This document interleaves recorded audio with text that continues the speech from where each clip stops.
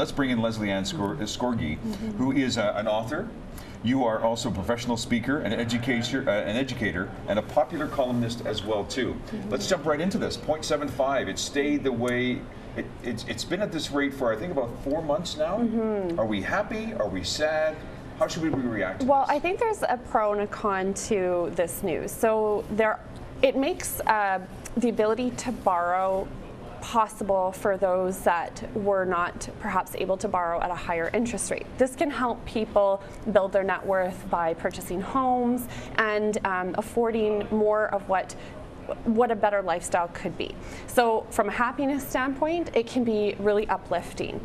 The drawback, though, is that often it's the people that are applying and being approved for these loans where they're really stretched to the margin and they don't really have that extra $100 a month, and they're getting themselves into a new home or maybe the next step of a home or a bigger car, or they're choosing to use that money for things that don't grow in value.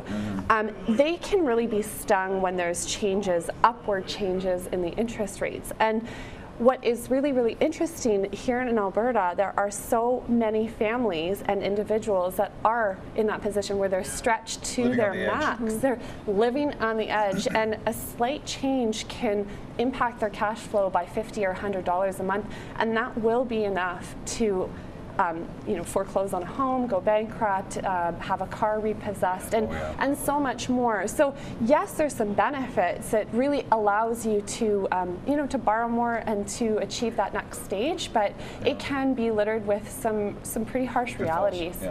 So why do you think in Alberta that we are so stretched? Why is it us as a province? Well, I think we've been riding on the coattails of a really good economic situation for the past 5 years, and we have grown accustomed to spending our income, our high income. This year, things have changed though, because the expectations of raises and bonuses and whatnot have been really shaken. And those who were expecting raises and bonuses are no longer, they're not getting them, or they're significantly clawed back. And for the previous 5 years, it's simple human behavior. If you're used to getting something, you tend to spend right up to your maximum limit, and that's exactly what's happened here. Is people have spent to that maximum limit with the anticipation of a raise and a bonus that isn't coming to fruition, and you see it all the time. And this is a very interesting example, but last night I was out for dinner with a good friend and old colleague of mine in a very popular restaurant here in Calgary that was empty. Ladies, you can concur? I agree. Yeah, Melanie? Yeah.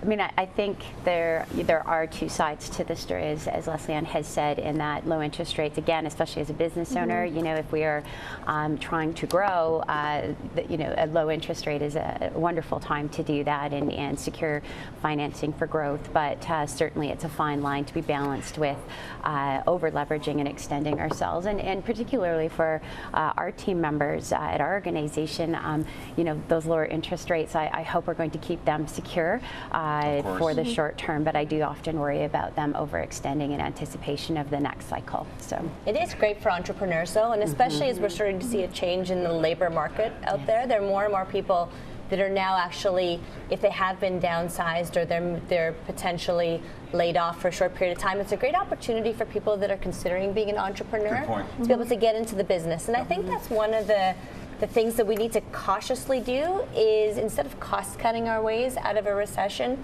or a downturn in the economy, sometimes if you can smartly spend your way out of it and actually encourage business, that can be a good thing. Or become creative. Absolutely. We should show off these books as well too. Yeah, these are some of your books here, Lesley. Well Heeled is your one, the Smart Girl's Guide to Getting Rich. And then you have, this one is the Rich by 30, right?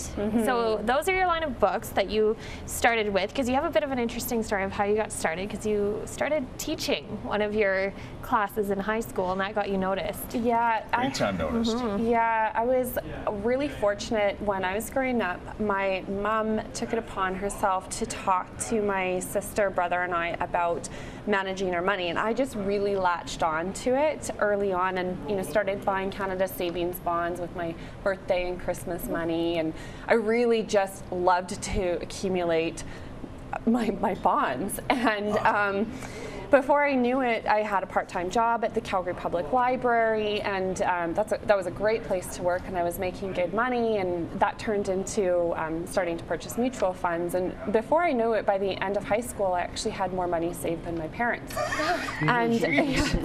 And what a statement there. yeah, and it was very, very unique. And during my last year of high school, a teacher decided that she was going to take a couple of classes to talk to us students about how to manage our money. Now, just as a side note on this subject, there are no comprehensive curriculums anywhere in Canada True. that are long-lasting to help promote financial literacy amongst youth. There are certainly many efforts going on, but there's nothing comprehensive. So this is really unique for her to take that step and show the initiative.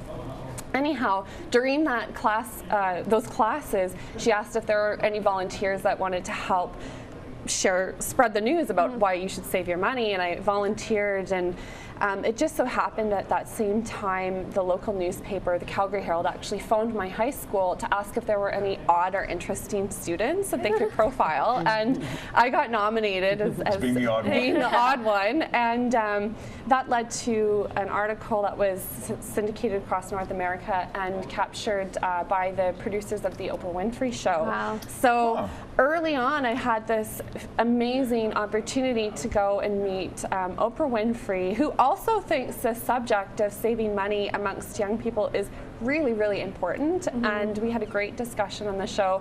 Lots of butterflies in my stomach because she's kind of like the most powerful woman in the world, some would say, and she was great to meet, and since that point I've been able to really develop my passion to promote financial literacy into books and speaking and in my own business. Well, we are so lucky to have you here for the whole